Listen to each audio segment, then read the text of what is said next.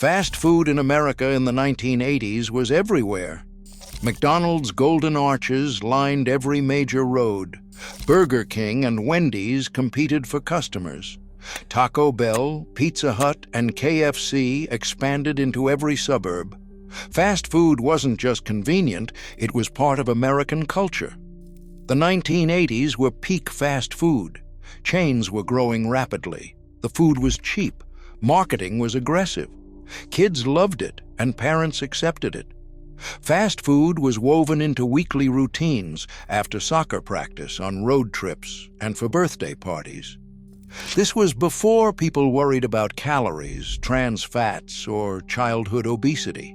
Fast food was just food, quick, tasty, affordable. Let's walk through what fast food was actually like in America in the 1980s. Let's step into that world. McDonald's dominance. McDonald's was king. The golden arches were American icons. Every kid knew Ronald McDonald. The restaurant was where you had birthday parties, where you stopped on road trips, where you went for a treat. The menu was simpler than today.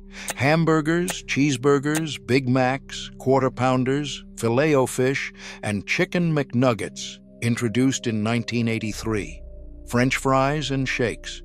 That was basically it. The prices were shockingly low. A hamburger cost around 50 cents.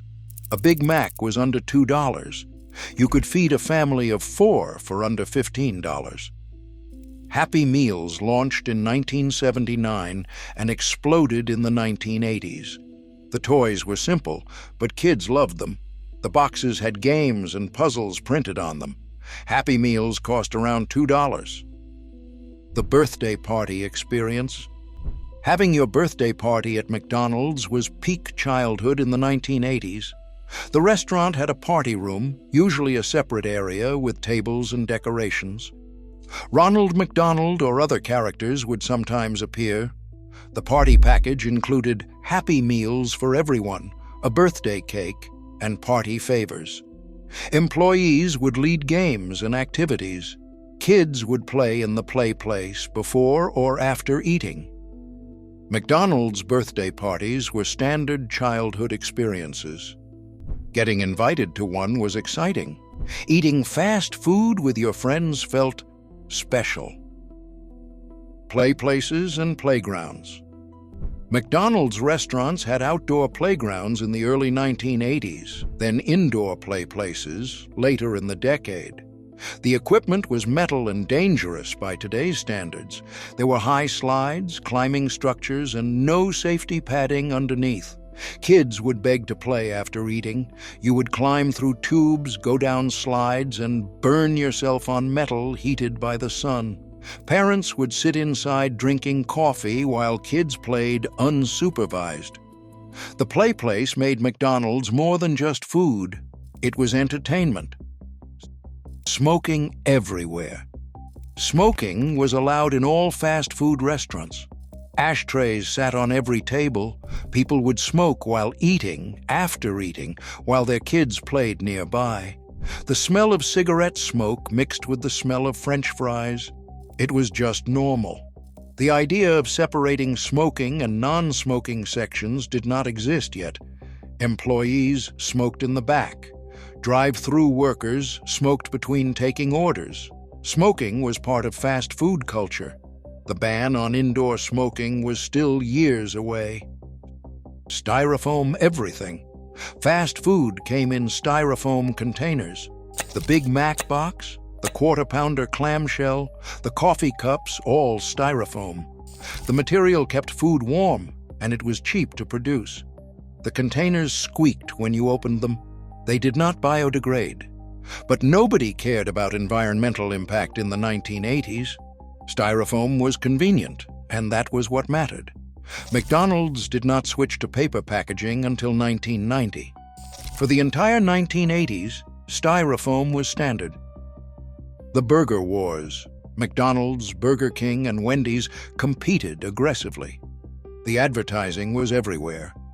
Television commercials ran constantly.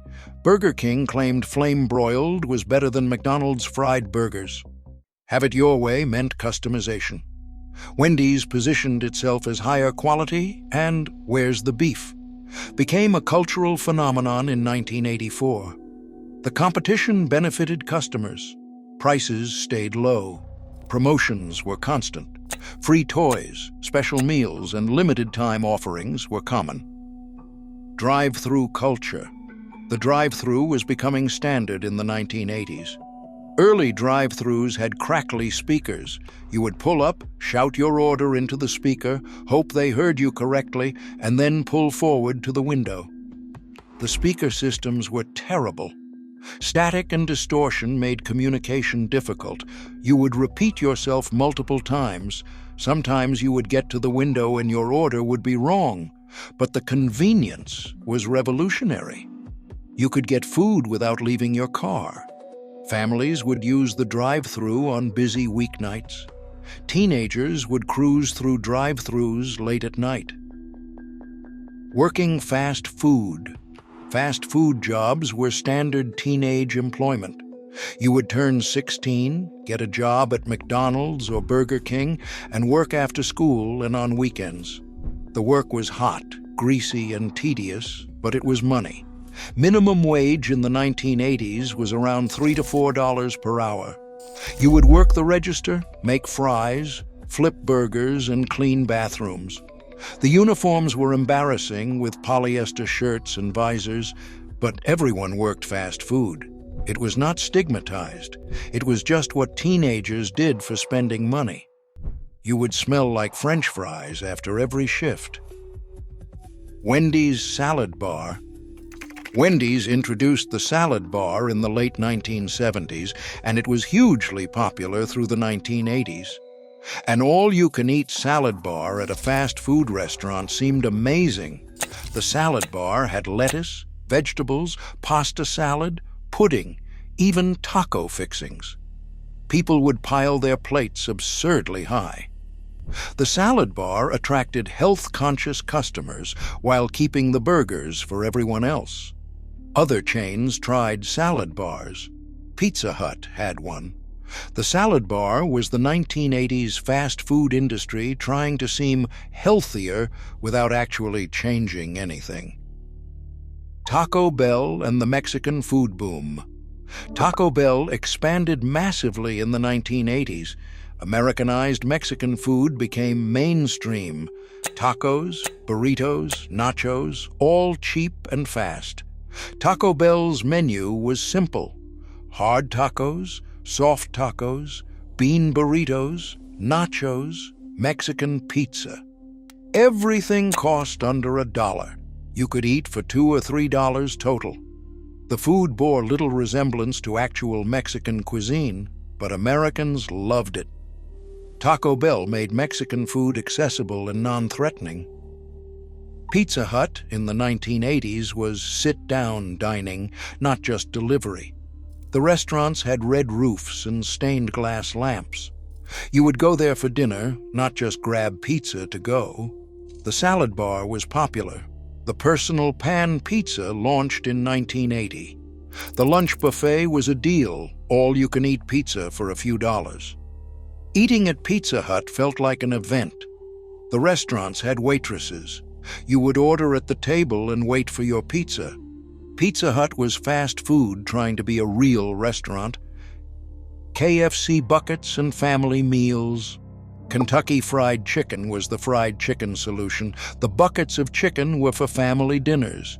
You would pick up a bucket, take it home, and that was dinner. The original recipe was the standard. Extra Crispy launched in 1972 and was popular through the 1980s. The sides included mashed potatoes, coleslaw, and biscuits with every meal.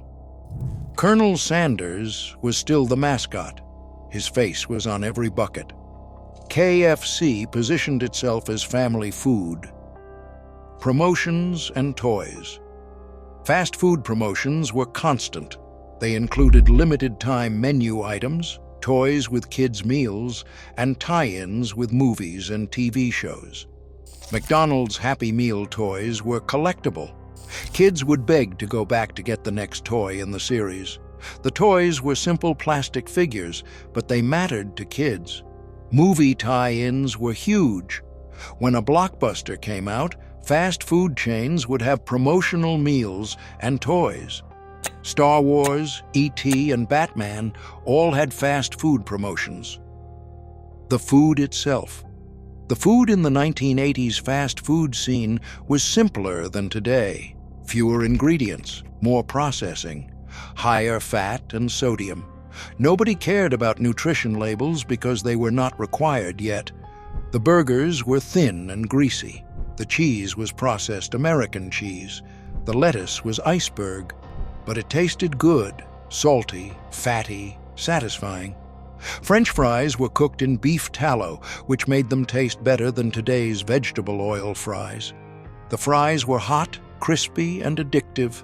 Shakes were thick and sweet, made with ice cream and whole milk. Chocolate, vanilla, strawberry.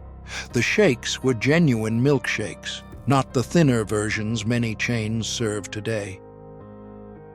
Nutrition facts were not posted anywhere. Calorie counts were unknown. You ordered food based on taste and price, not health considerations. Nobody talked about trans fats, childhood obesity, or diabetes. Fast food was just food. The idea that it was unhealthy was not mainstream yet. This ignorance made fast food guilt-free. You would eat a Big Mac and fries without thinking about calories. The value menu concept. The value menu emerged in the late 1980s. Wendy's introduced the Super Value menu in 1989 with items for 99 cents.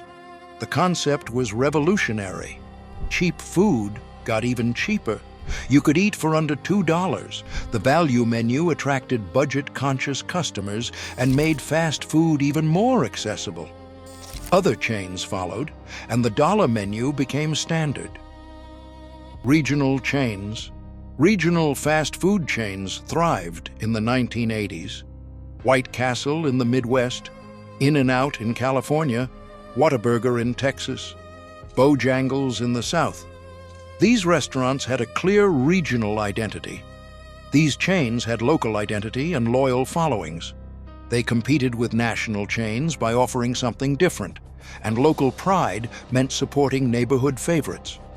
What defined fast food in the 1980s was the combination of convenience, affordability, and cultural acceptance.